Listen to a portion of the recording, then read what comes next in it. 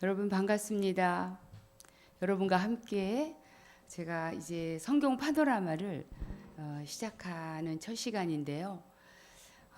저는 이 성경 공부에 있어서 이 파노라마가 얼마나 중요한지에 대해서 이 공부를 하고 나서 제가 깨닫게 되었어요. 제가 20살 때 예수님을 인격적으로 만나고 나서 성경을 참 많이 읽었던 것 같아요. 부분적으로 읽기도 하고 암송하기도 하고 또 공부도 하고 책별로도 공부하고. 그런데 제가 지금 돌이켜 보니까 이런 생각이 들었어요.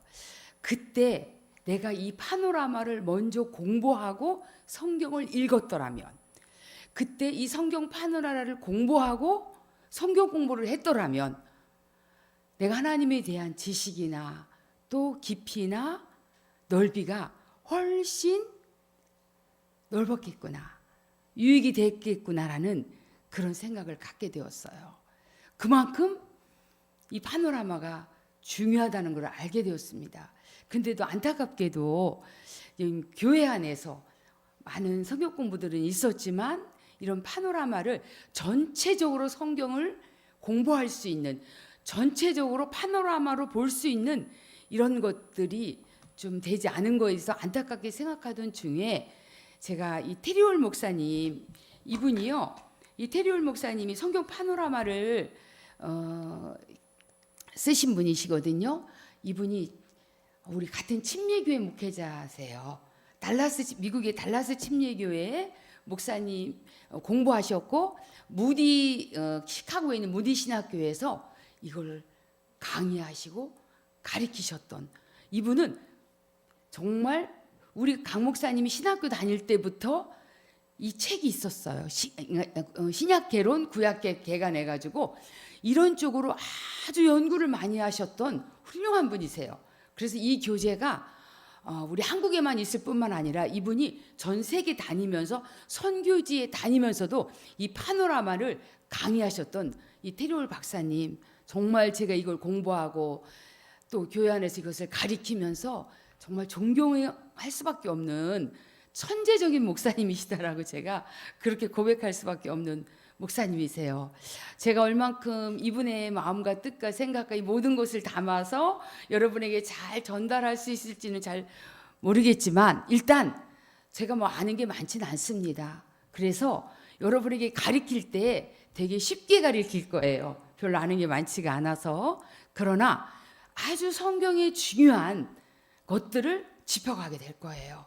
그래서 그동안 여러분들이 성경 공부를 많이 하셨고 또 가르치신 목자님도 계시고 하시지만 이 파노라마 공부를 통해서 좀 더 우리가 체계적이고 구체적인 것들을 하게 될 텐데, 이 공부는 점진적이에요.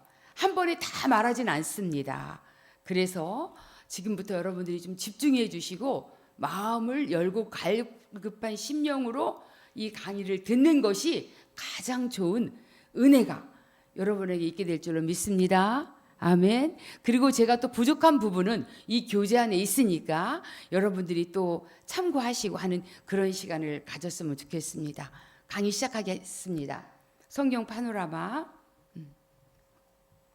여러분 파노라마가 뭔지 아시죠? 이 사진 찍을 때 파노라마로 찍지요. 그러니까 부분적으로 하지 않고 전체를 우리가 본다라는 거예요. 그래서 우리는 나무도 중요하지만 산에 갔을 때 나무를 보는 것도 중요하지만 한 나무, 이것은 뭐 잣나무, 이거는 참나무, 이것은 소나무, 단풍나무, 도토리나무, 이런 각자의 나무를 보는 것도 중요하지만 우리가 그 산을 전체를 볼 수 있다면 먼저 이것을 숲을 먼저 보고 우리가 나무를 보라라는 그런 의미인 것입니다. 그래서 성경을 우리가 접근하는 방법이 있는데요. 첫 번째는 종합적으로 접근하느냐, 그리고 성경을 분석적으로 접근하느냐, 이거 두 가지 방법으로 우리가 접근할 수가 있어요. 어떤 것이 좋은 걸까요? 종합적으로 접근하는 것이 좋을까요? 아니면 분석적으로 접근하는 것이 좋을까요? 자, 종합적으로 본다는 것은 뭐냐면요, 우리가 비행기를 타고 올라갔을 때 전체 숲을 보는 거예요. 이거 필요할까 안 필요할까요? 필요하죠. 우리가 어떤 아모스서 여러분 그것만 딱 띄어서 읽게 되면은 이게 뭐지? 이렇게 할 수 있어요. 여러분 그동안 성경 일독방에서 우리 교회에서 매년 적어도 한 번씩은 성경 우리가 읽기를 해서 여러분 정말 잘 따라오셨어요. 보통 40명, 50명 정도가 1년에 일독씩을 도전하다가 중간에 멈추기도 하고 좌우당간 그렇게 하는데, 그런데 여러분들이 성경 읽을 때 이 파노라를 듣고 나서 성경을 읽게 되면 보는 눈이 달라지게 될 거예요. 모르고 막 지나가는 거 솔직히 많이 있잖아요. 그죠? 이런 문제들을 우리가 조금 더 우리가 잘 풀어낼 수 있는 이 공부가 바로 파노라마는 것이에요. 분석적인 것은 뭐냐면 하나하나 자세하게 갈라디아서를 공부한다면 우리가 하나하나 1장부터 뭐 끝장까지 분석을 해가면서 장마다 그다음에 절마다 이게 무슨 뜻인지 하나하나를 분석한다라는 의미예요. 우리는 이 성경을 접근하는 데 있어서 어느 것이 옳고 어느 것이 더 좋고 나쁘다가 없어요. 두 개가 다 필요한 거예요. 우리가 종합적으로도 봐야 되고요. 그리고 우리는 분석적으로도 성경을 봐야 된다는 것입니다.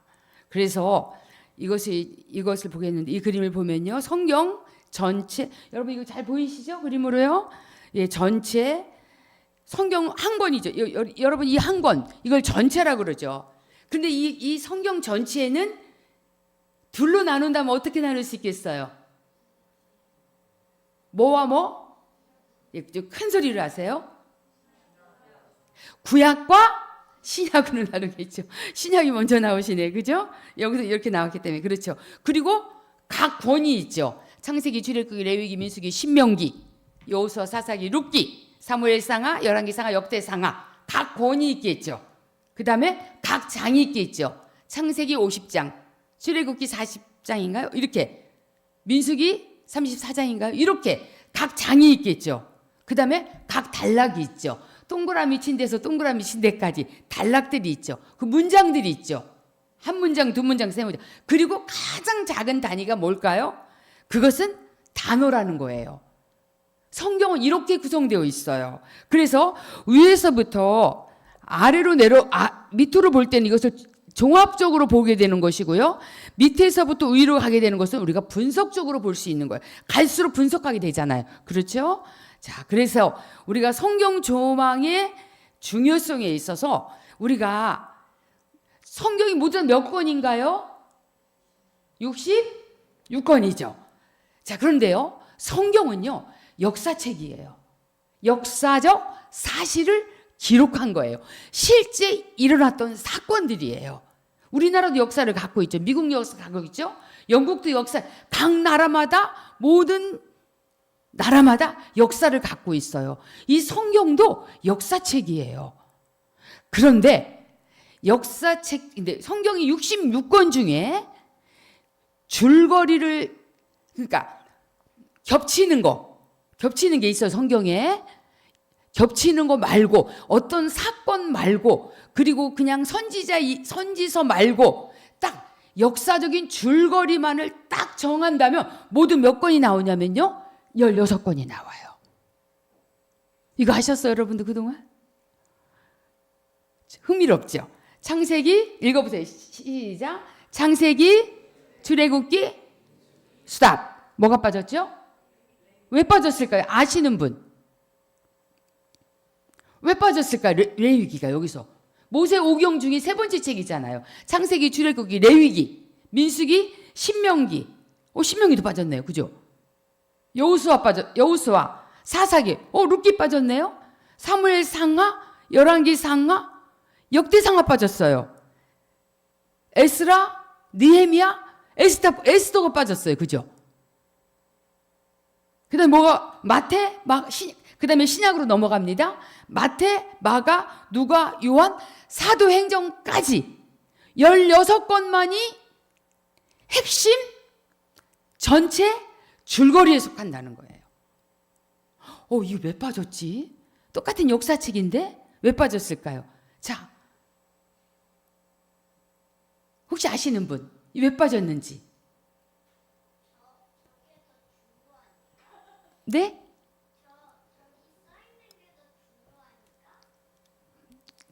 아무도 대답을 안 하는데 대답은 했는데요.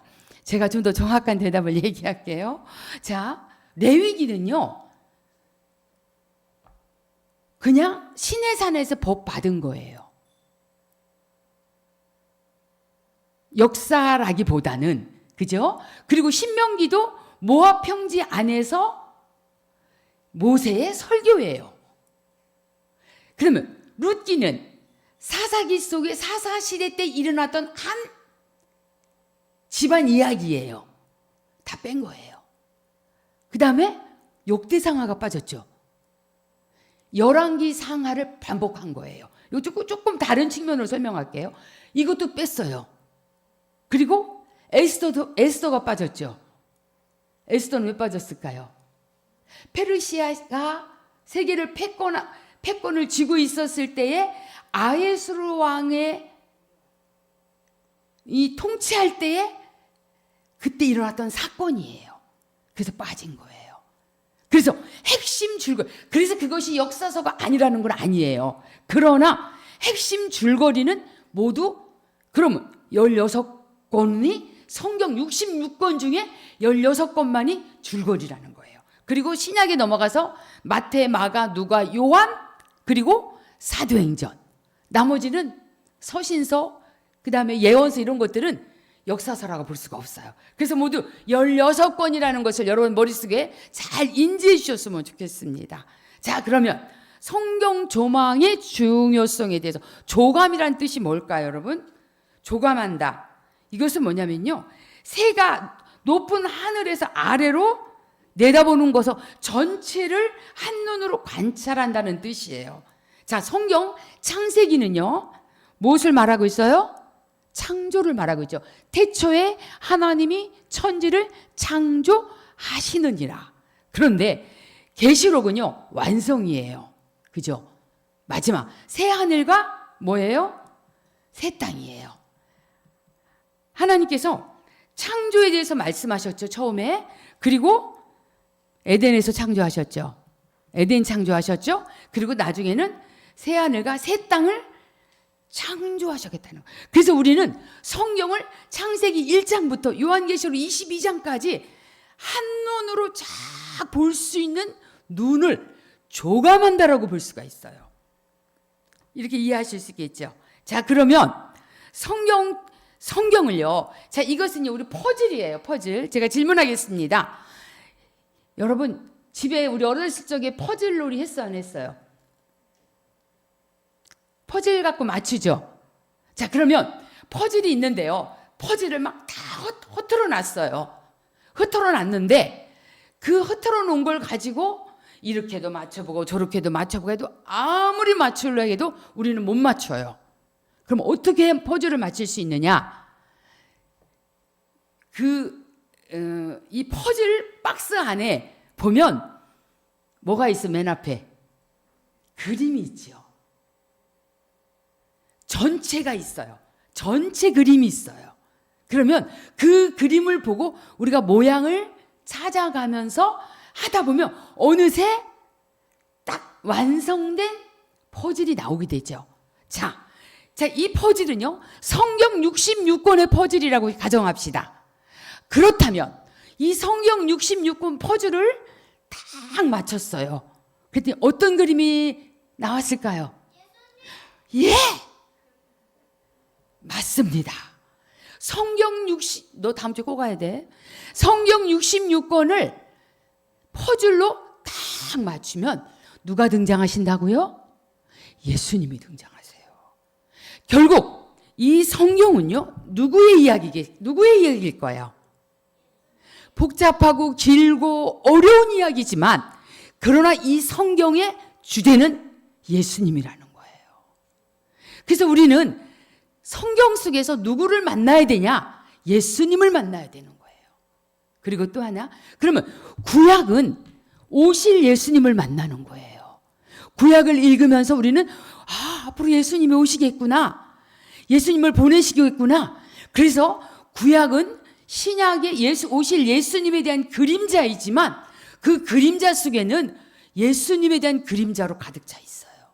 그러면 구약은 주제가 뭐냐? 신약의 주제는 뭐냐? 앞으로 오실 예수님이에요. 구약은요, 초림, 오실 예수님이시라면 신약은 앞으로 다시 오실 예수님, 재림에 대한 책이에요. 여러분, 지금 제가 이야기를 지금 잠깐 동안 15분간 얘기를 나누었어요. 그런데 벌써 파노라마가 좀 그려지지 않으세요? 전체적인 그림들이 조금 보여지죠? 비춰지죠? 자, 우리는 성경 속에서 주제가 퍼즐을 66권의 퍼즐을 딱 맞추니까 예수님이 탄생하시게 된 거예요. 자, 다시 질문합니다. 성경의 주제는 누구라고요? 예수님이에요. 그래서 성경은요, 누구의 이야기냐면요. 자, 요 얘기 전에 그래서 이 파노라마 이 공부를 통해서 얻는 유익이 있어요. 근데 이거는 여러분이 가지고 있는 텍스트북에 있기 때문에 이런 것들은 여러분이 집에 가셔서 읽으셔도 되겠습니다. 이러한 유익이 있다라는 거예요. 이 파노라마를 공부하면 여러분들이 되게 성경에 대해서 바르게 알게 돼요. 자, 우리가 교회를 나오지만 성경을 모르고 하나님을 믿게 되면 여러분이 믿고 있는 하나님이 우상이 되는 거예요. 알지 못하고 믿기 때문에. 저기 가서 비는 거나 돌한테 비는 거나 무슨 의미가 있겠어요? 성경을 모르는데, 이분이 누군지를 모르는데, 모르는 신에게 우리가 예배하는 것은 우리가 우상이라고 할 수 있죠. 그래서 여러분들이 성경을 알아야 돼요. 그런데 이렇게 정말 성경을 전체적으로 그리고 종합적으로 분석적으로 우리가 이거를 잘 알지 못하면 또 성경을 분석적으로 해가지고 자기식으로 해석해서 이단이 나올 수 있다라는 거예요. 자, 그러면 성경에 대한 기초 상식으로 들어가겠습니다. 자, 구약을 우리는 뭐라고 그래? 영어로? 구약을 영어로.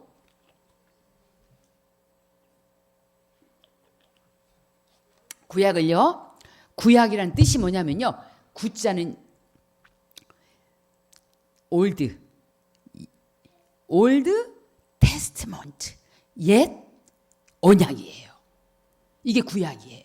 그러면 신약은 뉴 테스트먼트, 새 언약 이 뜻이에요. 자, 그러면 여기서 우리 테리올 목사님께서 자, 올드라는 세 글자, 테스트먼트라는 9글자. 그래서 구약을 모두 다 몇 권? 39권이라고 했어요. 39권이 구약이에요. 자, 그러면 신약은 어떻게 표현됐을까요? 신약은 사모님 이렇게 쉬운 거를 갖고 얘기하시나 하겠지만 기초 상식이니까 우리 알고 넘어갑시다. 신약을 영어로 뉴 테스트먼트. 자, 뉴 테스트먼트 마지막 39예요. 근데 이거는요. 몇 권일까요? 신약은 모두. 네. 이거는 곱해야 돼요. 이거는요. 곱해야 돼요. 모두 몇 권? 27권이 되는 거예요. 그러면 구약 39권과 신약 27권을 더하면 모두 몇 권? 66권이 되는 거예요. 자, 그러면 이 66권을 가지고 우리는 오늘 제1과는요. 신약이 굉장히 중요한 부분이 나와요. 성경의 세 골격을 나눌 거예요. 자, 이거는요. 한 가지 우리가 알아야 될 거는 세 골격 이것을 나눈다 그래서 이것이 무슨 교리나 신학적인 것은 아니에요. 다만 워낙 테리올 박사님께서 이쪽 분야에 연구하시고 공부하시고 하다 보니까 어떻게 하면 평신도들에게 성경을 좀 파노라마식으로 잘 알 수 있을까를 연구하시다가 이분이 이렇게 나눠 놓으신 거예요. 이거는 신학적인 거나 교리적인 부분이 아니라는 걸 여러분 먼저 이해하시고 다시 말하면 이해하기 쉽도록 만들었다는 거예요. 자, 세 골격 다 같이 따라서 합시다. 역사, 체험, 예언으로 세 부분으로 세 골격으로 나눌 수 있다라는 거예요. 성경을. 그러면 구약 속에 역사책이 모두 몇 권? 큰 소리로 17권. 신약 속에 5권. 자, 제가 아까 얘기했어. 창세기, 출애굽, 레위기, 민수기부터 시작해서 쭈루루룩 해서 창세기부터 에스더까지가 17권이에요. 그리고 마태복음부터 시작해서 사도행전까지 모두 5권이에요. 17권 5권이에요. 그리고 체험서라는 건 뭐냐면 개인의 신앙 간증. 그리고 체험서가 그러니까 구약의 체험서가 모두 5권인데 욥기. 자, 에스더서까지 역사서가 끝나잖아요, 성경에. 그다음에 5권이 붙어 있어요. 욥기, 시편, 잠언, 전도, 아가서. 이렇게 5권이 뭐냐? 개인의 체험을 가지고 기록했다고 그래서 체험서에 속해요. 그런데 신약에서는요, 모두 체험서가 몇 권이냐? 21권이에요. 21권이 어디서부터냐? 로마서부터 시작해서 유다서까지. 쉽게 말하면 모두 서신서예요. 서신서에는 바울 서신과 일반 서신이 있죠. 바울이 쓴 게 13권, 나머지는 일반 서신이에요. 그런데 이게 모두 몇 권, 개인적인 얘기잖아요. 서신서라는 거. 그래서 체험서는 21권이 되겠어요. 그 다음에 성경은요, 이 3파트로 나누는데 역사 파트, 체험 파트, 그리고 예언 파트가 있어요. 자, 구약에서 예언서는 모두 몇 권? 17권이에요. 어디서부터? 이사야부터 예언서가 모두 몇 권이냐면 선지자들이 예언한 책이에요. 이거는 선지자인 사람이 예언을 받아서 쓴 책, 예언서죠. 그래서 모두 몇 권이냐면 17권. 이사야서부터 말라기까지. 그런데 신약에서는 예언서가 단 1권이에요. 뭐죠? 요한계시록. 누가 썼어요? 누가 썼을까요? 요한이가 썼어요? 네. 예수님의 제자였던, 너 다음 주 꼭 나와. 요한이 쓴 거예요. 요한이 쓴 게 요한계시록이에요. 그래서 자, 여러분 좀 특이점을 제가 말씀드릴게요. 역사서 17권 밑에 나머지는 모두 몇 권일까요? 17, 5 더하면. 자, 체험서와 예언서가 모두 몇 권? 22권이요. 그죠? 39권이니까. 그죠? 그 다음에 신약은 역사서가 5권이죠? 나머지 몇 권이에요? 22이에요. 이렇게 짝이 기가 막히게 맞춰지죠. 밑에 22권. 모두 66, 39권, 27권. 다 맞았죠. 자, 3가지 다시 한번 우리 공부합시다. 성경이 3 골격으로 나눴을 때 1번 역사, 2번 체험, 세 번째가 예언서로 나눠졌다는 거예요. 그런데요, 자, 여러분들이 저도 그렇지만 성경책을 읽다 보면 이 성경은 연대기 순으로 기록된 게 아니에요. 그죠? 시간 순으로 기록된 게 아니에요. 이걸 설명할 거예요, 제가. 그런데 샌드위치처럼 죄송합니다. 역사서는 역사서대로 쭉 이거는 시간순이에요. 역사서는 시간순으로 잘 기록해놨어요. 그런데 체험서는 역사의 순서대로 기록하진 않았어요. 시간순으로. 다만 5권을 샌드위치처럼 역사서와 예언서 사이에 5권을 딱 갖다 집어넣었어요. 그래서 욥기 다음에 뭐가 있어요? 시편이 있죠. 시편 다음에 잠언이 있어요. 잠언 다음에 전도서 있고 아가서가 있어요. 요 5가지 책은 가운데다 몰아넣었어요. 그리고 예언서도 쫙 17권을 긴 예언서부터 짧은 예언서까지 해서 이게 배열해놨어요. 이것도 17권을 이렇게 배열해놨어요. 그리고 또 하나는 여기서 우리가 신약의 역사서는 5권밖에 안 돼요. 마태, 마가, 누가, 요한, 그리고 사도행전이에요. 자, 그런데 마태, 마가, 누가, 요한복음은 누구의 이야기예요? 누구의 행전이에요? 예수님의 행전이에요. 그런데 요 4복음서가 예수님의 행전이라면 사도행전은 예수님의 행한 그대로 따라서 했던 사도들의 행전인 거야. 그래서 두 개가 다 역사서에 포함된다는 거예요. 나머지는 서신서, 그다음 예언서에. 너무 잘 구분해 놨죠, 성경을. 요렇게. 여러분이 지금 하나로 다 되어 있는 책이 요런 구조로 되어 있다라는 것입니다. 자, 그래서 성경은 누구의 이야기라고 그랬죠? 예수님. His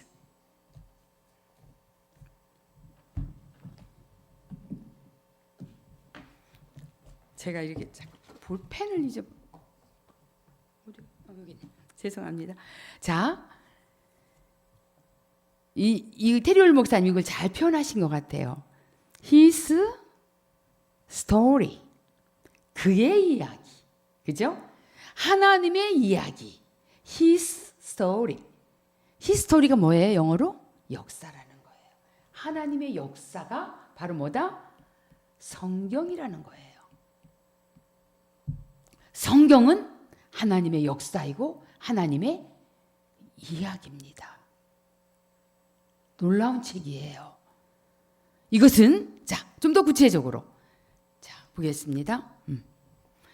분량이 조금 많아서 그렇지만 여러분들이 제가 최대한으로 쉽게 설명하기 때문에 잘 알아들으실 줄 믿어요. 자, 여러분이 그동안 설교 들었던 거, 성경 공부했던 거 모든 걸 총동원해서 지금 여러분의 두뇌를 많이 사용해 주시기 바랍니다. 자, 요거는요. 맨 위에 부분은 뭐냐면요. 역사서예요. 그렇죠? 창세기부터 에스더까지는 구약의 역사서고 마태복음부터 사도행전까지는 신약의 역사서입니다. 그 가운데 뭐가 있어요? 침묵기. 다시 말하면 중간기라고 돼요. 이게 뭔 뜻이냐? 창세기와 출애굽기 사이에는 약 400년이라는 시간이 흘러요. 아시겠죠? 모세가 태어나기까지 약 400년이라는 그 공백기가 우리가 알지 못하는 시대가 감춰져 있어요. 창세기부터 출애굽기 들어가기 전까지 430년 만에 출애굽했잖아요. 나오게 됐잖아요. 그걸 생각할 때. 그리고 침묵기가 뭐냐면요. 창세기부터 에스더까지가 역사서 끝이잖아요. 이때부터 약 400년 동안 하나님이 선지자를 보내지 않으세요. 선지자를 통해서 계속 말씀하셨어요. 하나님이. 그것이 이사야에게, 아모스에게, 에레미야에게 그동안 다 말씀하셨는데 딱 침묵해버리죠. 말을 안 하죠. 이걸 침묵기라고 그래요. 그게 몇 년이야? 요 기간이 400년이에요. 그러고 나서 누가 태어나요? 침례 요한이 태어나요. 그래서 보라! 외치는 자의 소리로다. 보라! 세상 죄를 지고 가는 하나님의 어린 양이라 하면서 갑자기 침례 요한이라는 선지자가 등장해서 예수님을 소개하게 되고 6개월 늦게 태어난 예수님이 활동하셨던 마태, 마가, 누가, 요한, 사도행전 이렇게 해서 모두 22권이 구약과 신약의 역사서 부분이었죠. 그러면 요 부분 있죠. 요 색깔. 욥기, 시편, 잠언, 전도, 아가서. 요거는 체험서라고 그랬죠. 5권이. 체험서라고 그랬죠. 자, 그런데 왜 이렇게 다 흩어져 놨을까요? 이렇게 왜 지금 흩어져서 지금 이게 있냐고요. 자, 시대순으로 지금 배열한 거예요. 원래 욥은요. 아브라함 시대 사람, 창세기 사람이에요. 여러분 그동안 아셨어요? 몰랐어요? 몰랐죠? 그리고 알려고도 안 하셨어. 중요한 건. 그냥 모르고 사셨어. 그래서 창세기 밑에다 욥기를 집어넣은 거예요. 여러분 지금 계속 똑똑해지고 계세요. 자, 그럼 시편 150편이잖아요. 이 150편에서 가장 시편을 많이 쓴 사람이 누구죠? 크게 좀 대답하세요. 그렇죠. 다윗은 어느 시대 사람이냐? 사무엘 상하 시대 사람이에요. 그렇죠. 그래서 여기다 집어넣은 거예요. 시대순으로 지금 합니다. 그리고 잠언, 전도, 아가서 누가 썼어요? 솔로몬이죠. 당연히 열왕기상이죠. 열왕기상이 솔로몬 이야기잖아요. 전체 거의. 그죠? 이 잠언, 전도, 아가서는 솔로몬이 썼기 때문에 여기 열왕기상 밑에다 놓은 거예요. 자, 그러면 여기서 지금 체험서 5권이 이렇게 돼 있어요. 그리고 맨 마지막에 예언서가 있죠. 예언서 모두 다 몇 권이라고 그랬죠? 17권이에요. 예. 이사야부터 스바냐까지, 학개에서부터 말라기까지. 이렇게 해서 그거는 이때, 자 보세요 여러분. 에스더까지, 여기까지가 구약의 줄거리예요. 구약의 역사가 여기까지예요. 그럼 나머지는 다 구약 역사서 뒤에는 체험서하고 예언서잖아요. 다 이 역사서 안으로 들어가야 돼요. 이 안으로 이 시대 속으로 들어가야 돼요. 왜냐? 설명한다면 이사야 선지자, 예레미야 선지자, 에스겔 선지자, 다니엘 선지자, 호세아, 이 선지자들이 언제? 열왕기 하시대에 활동했던 선지자들이에요. 그래서 어디에 들어가 있어요 지금요? 열왕기 하. 역대상하는 열왕기 하 반복이에요. 에스라가 쓴 건데 나중에 이유를 제가 설명해 드릴게요. 그렇기 때문에 어디 들어갔어요? 열왕기 하 역대상하 속에 이 선지서가 들어가야 돼요. 역사 속으로 들어간다면. 그리고 여기 학스말, 이 세 선지자들은요 언제 활동했던 선지자들이냐면, 이 학스말은요 포로로 잡혀가요. 바벨론에 갔다가 다시 포로 귀환하게 되죠. 그때 활동했던 선지자예요. 그래서 별도로 이렇게 해놓은 거예요. 에스라, 느헤미야, 에스더는요. 자, 그러면 그 다음에 신약으로 돌아가서 마태, 마가, 누가, 요한, 사도행전, 그 다음에 여기서 로마서부터 유다서까지가 뭐예요? 체험서죠. 그죠? 여기서는 서신서라고 하지만 우리 또 세 골격으로 봤을 때는 체험서죠. 이거는요 전부 다 여러분, 서신서는요, 이 서신서라는 이 체험서는요, 여러분들이 기억하셔야 될 게 뭐냐면 사람 이름이든지 교회 이름이야. 그죠? 로마서는 로마에 있는 교회에게, 고린도도 교회에게, 갈라디아 교회에게, 에베소 교회에게, 빌립보 교회에게, 골로새세 교회에게, 데살로니가 교회에게, 디모데 교회예요, 사람이에요? 디모데 목사님이시잖아요. 뭐예요? 사람에게. 디도 사람이에요. 빌레몬 사람이에요. 이렇게 사람에게 썼든지 아니면 교회에게 썼어요. 그런데 중요한 거는 사도행전의 역사가 어떤 역사냐? 교회 탄생의 역사잖아요. 그죠? 사도행전 2장에서부터 교회가 생겨났잖아요. 오순절 다락방에서 정말 역사적인 교회가 성령의 불이 임하면서 교회가 탄생됐단 말이에요. 그런데 이들이 가서 다니면서 사도들이 다 다니면서 한 게 뭐예요? 가는 곳곳마다 주로 사실은 사도 바울의 행적이라고 볼 수 있어요. 다른 사도들은 잠깐 나오고 주로 사도 바울의 이야기가 많이 있었는데, 사도 바울이 가는 곳마다 뭐 했어요? 교회 세웠잖아요. 거기는 누구 세워야 돼? 교회 목회자 세워야 될 거 아니에요. 그러니까 그 교회에다 편지를 하든지 아니면 그 목회자한테 편지하든지 했던 거란 말이에요. 그럼 이건 다 어디에 들어가야 돼요? 사도행전으로 들어가야 되는 거예요. 그죠? 그렇다면 마지막 신약의 예언서는 어디예요? 요한계시록. 딱 한 권이에요. 요한계시록 한 권. 자, 그러면 이것을 이렇게 제가 시대별로, 연대별로 어디에 들어가는지를 잘 나눠놨어요. 여러분들이 이거 지금 잘 못 와도 괜찮아. 왜냐하면 집에 가서 여러분 책이 있으니까 잘 들여다보시면 제가 했던 말들이 잘 떠오를 거예요. 자, 보세요. 이 그림을 좀 보겠습니다. 자, 구약시대에는 이 별이 상징적으로 되어 있고, 신약시대는 뭐가 상징적으로 되어 있나요? 십자가죠. 자, 제가 질문하겠습니다. 구약시대 이 별은 뭘 상징할까요? 또 진짜 와야겠다, 다음에. 다윗의 별이에요. 맞습니다. 그러니까 구약에 있어서 가장 중요한 인물이 누구라는 얘기예요? 다윗이에요. 그런데 다윗의 자손을 통해 누가 와요? 예수님이 오시는 거예요. 그래서 구약을 상징할 때는 이렇게 다윗의 별을 상징해서 쓴 거예요. 그래서 구약은요, 이렇게 시대를 둘레, 여섯, 9시대로 테르올 목사님 나눠놨는데, 태초시대, 족장시대라고 있죠.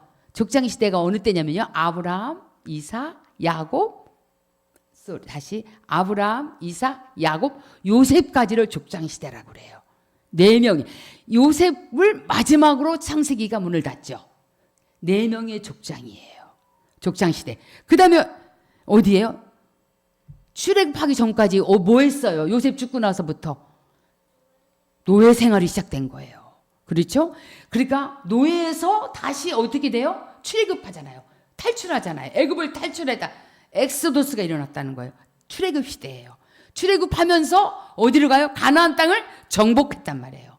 정복하고 나서 여호수아가 죽으면서 무슨 시대가 도래합니까?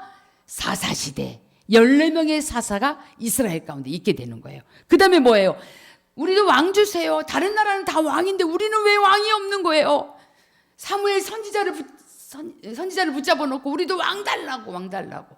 하나님 왕 허락해야 안 허락해요? 왕을 허락합니다. 첫째 왕 누구? 이스라엘의 첫째 왕 누구요? 사울왕. 2대 왕 다윗왕. 3대 왕 솔로몬. 요때까지만 해도 통일시대였어요. 그런데 나라가 하나였어요. 이스라엘 나라가 하나였어요. 그런데 그 다음 세대부터 나라가 둘로 나눠지게 됩니다. 이제 그때부터 이제 불행이 시작되는데, 열왕시대. 그 다음에 결국은 북이스라엘은 아수르에 의해서 멸망당하고, 남유대는 바벨론에 의해서 포로로 다 끌려가는 바벨론 포로 시대가 돼요. 그런데 그때 눈물의 선지자 누가 있었어요? 예레미야가 있었어요. 하나님이 우리를 반드시 돌아오게 할 것이다. 다시 돌아오는데 몇 년 만에? 70년 만에 돌아오게 될 것이다. 진짜 고레스 칙령에 의해서 70년 만에 본국으로 너네 돌아가, 예루살렘으로 돌아가 해서 돌아오게 됐어요. 그때 돌아갔던 사람이 누구예요? 스룹바벨, 에스라, 느헤미야, 이런 사람들이 돌아오게 있는. 그래서 그때 활동했던 선지자가 학스말, 말라기까지. 학게스가랴, 말라기, 학스말, 이렇게 되는 거예요. 아까 제가 3명 따로 떠났죠? 예. 그래서 본국 귀한 시대가 된 거예요. 자, 그리고 요 중간에 중간기가 있었죠. 몇 년? 400년. 400년의 중간기가 있어서, 다시 말하면 침묵기예요. 하나님이 아무 선지자도 보내지 않으셨어요. 여러분, 그래도 부모가 잘못하면 너 그렇게 하면 안 돼. 너 공부하면 어떻게 될 거니? 너 빨리 열심히 공부해야 하고 차라리 혼내킬 때가 부모가 관심이 있는 거였죠. 그런데 하나님이 아무 말씀 안 하시면요, 더 무서운 거예요. 그러나 이 침묵기에도 하나님이 선지자를 보내지 않았지만 하나님은 세계 역사를 움직이고 계셨다는 이야기가 이 책에 나옵니다. 네. 그 다음에 신약시대에는 어떤 시대?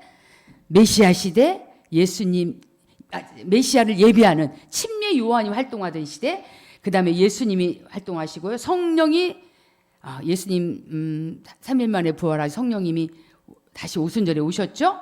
그리고 교회 성장 시대가 왔죠. 그 다음에 사도들의 전도 여행이 시작됐고, 서신들, 요한계시록. 이것이 신약시대의 중요한 이야기가 될 수 있다라는 것이에요. 자, 그래서 여기서 보면요, 창세기부터 에스더까지가 무슨 역사서예요. 그죠? 그 다음에 욥기, 시편, 잠언, 전도, 아가서가 뭐죠? 체험서.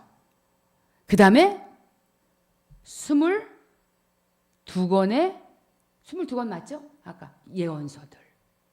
17권의 17명의 예언서들. 17권의 예언서들. 자, 17. 네. 그 다음에 신약에서는 마태복음의 사도행전까지가 역사서, 로마서부터 유다서까지가 체험서, 그 다음에 요한계시록이 역사서. 제가 이렇게 성경을 딱 요약해 드렸습니다. 자, 성경은요, 성령님의 의해서 기록된 건 맞습니다. 그러나 성령님이 직접 쓰진 않으셨어요. 누구를 통해서? 40명의 기자들에 의해서 10가지의 기록 수단으로 1600년 동안 기록했어요. 마지막 요한계시록이 AD 100년경이에요. 그렇기 때문에 구약 1500년, 신약 100년에서 1600년 동안 모두 다 창세기 1장부터 요한계시록 22장까지가 1189장이에요. 1189장. 그 다음에 3가지 언어예요. 구약은 히브리어와 아람어로, 아람어는 잠깐, 히브리어, 아람어, 그 다음에 신약은 헬라어로 기록됐어요. 3개의 언어로 기록됐습니다. 그 다음에 등장하는 인물은 2930명, 모두 다 몇 권이냐? 66권이에요. 모든 주제를 다루고 있다는 것과 지명만도 1551개의 엄청난 방대한 양의 내용들이 기록되어 있다는 거, 66권 안에. 자, 이거는 지나가겠습니다. 제가. 자, 우리가 성경의 주제가 뭘까요? 성경에서 말하고 싶어 하는 게 있어요. 성경의 주된 목적은요, 하나님을 계시하고 하나님의 구원의 길을 밝히는 거예요. 이 그림은 매우 중요한 그림입니다. 모든 종교는 내가 애써야 돼요. 내가 노력해서 구원에 이르려고 노력하는 것이 모든 종교의 특징이에요. 그런데 성경이 말하는 구원은 반대예요. 모든 인간들은 구원을 얻으려고 애써요.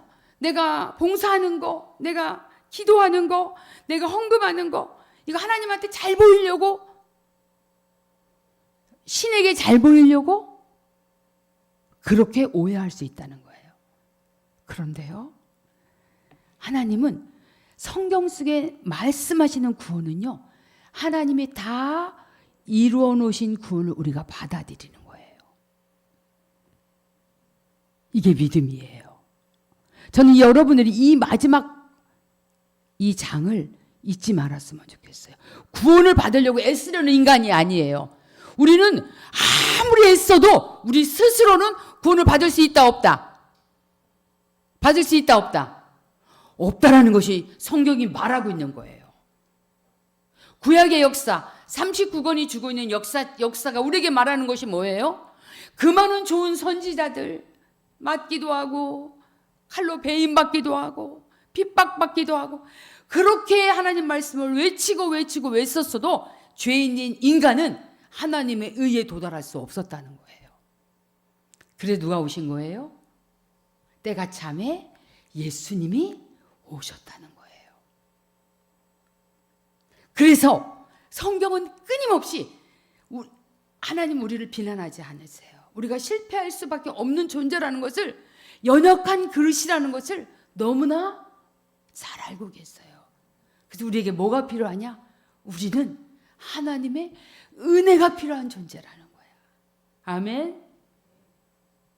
그렇다면 나의 의를 주장할 게 있을까 없을까요? 없어요. 모든 것이 다 누구의 은혜다? 하나님의 은혜라는 거예요. 하나님께서는 이 성경을 통해서, 이 파노라마를 통해서 바로 여러분들이 하나님이 베풀어 놓으신 은혜가 얼마나 큰지를 보여주고 싶은 것이, 함축된 것이 바로 뭐다? 이 십자가예요. 십자가로 다 말씀하고 계신 거예요. 나의 선행이 아니에요. 나의 의가 아니에요. 인간의 의는 더러운 옷과 같다고 이사야 선지자는 말하고 있어요. 인간의 의가 더러운 옷과 같대요. 우리는 다 죄인이에요. 죄를 범하였음에 하나님의 영광에 이를 수 없어요. 우리는 그걸 인정해야 돼요. 우리는 십자가를 통해서만이 이 구원을 믿음으로 받아들이는 그런 때 구원을 받게 되는 존재라는 것을 성경은 말하고 있는 거예요. 제가 마음으로 결정하기를, 어떤 일이 있더라도 8시 반은 넘지 말아야 된다. 최선을 다해서 3분 전까지 8시 반을 안 넘기려고 진짜 헐레벌떡 제가 이렇게 막 속사포로 강의를 제가 했는데 여러분 어떠세요? 지금 이해가 되셨습니까? 아우 너무 감사합니다. 정말 좀 부족했더라도 잘 알아듣는 것이 복인 것 같습니다. 넌 다음에 꼭 와야 돼. 너 알아들었니? 네가 알아들었으면 사모님이 강의 잘한 거야. 이건 확실해. 정말 어린아이도 이걸 알아들을 수 있어야 된다고 저는 생각. 아성아 너 알아들었어? 너는 왜 눈만 껌뻑여? 알아들었어? 응, 그래. 고마워. 오케이. 자, 다음부터는요. 제가 이거를 할 거예요. 오늘 좀 분량이 많았지만 그런 내용은 굉장히 핵심적인 중요한 내용들이었다고 생각해요. 저는요. 이 세 골격부터 시작하고 다음 주는 8골격 나갈 거예요. 좀 더 세분화시킬 거예요. 이게 점진적으로 성경에 파노라마가 펼쳐져요. 파노라마가 쫙 펼쳐집니다. 여러분 저를 위해서 많이 기도해 주시고 또 여러분들도 기대하는 마음으로 오셨으면 좋겠습니다. 기도하겠습니다.